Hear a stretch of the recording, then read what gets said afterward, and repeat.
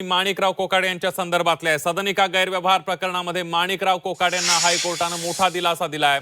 कोकाटेंना वैद्यकीय कारणावरून 1 लाखांच्या जात मुचलक्यावर जामीन मंजूर करण्यात आलाय।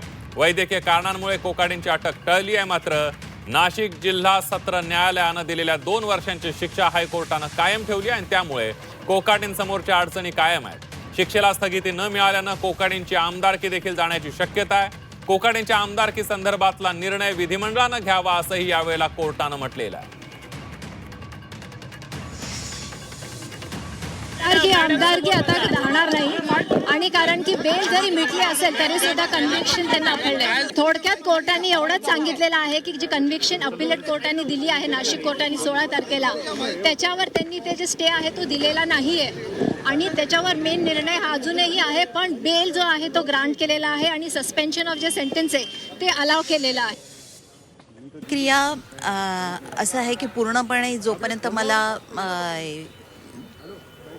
जे निकालपत्र आहे ते प्रत्यक्ष पाहायला मिळत नाही तोपर्यंत पूर्ण प्रतिक्रिया देता येणार नाही। पण आता जी माहिती मिळालेली आहे त्याप्रमाणे फक्त बेल मिळालेला आहे, शिक्षेला किंवा सत्र न्यायालयाच्या निर्णयाला स्थगिती मिळालेली नाही, त्यामुळे आमदारकी अजूनही धोक्यात आहे।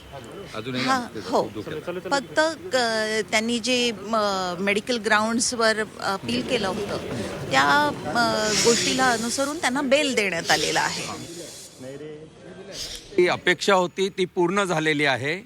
खऱ्या अर्थाने लोकप्रतिनिधी कायदा कलम 8 सबसेक्शन 3 नुसार माननीय उच्च न्यायालयाने प्रस्तावित कायद्यानुसार निर्णय दिलेला आहे। शिक्षेला स्थगिती नाही, त्यामुळे एक चांगला पायंडा पडलेला आहे।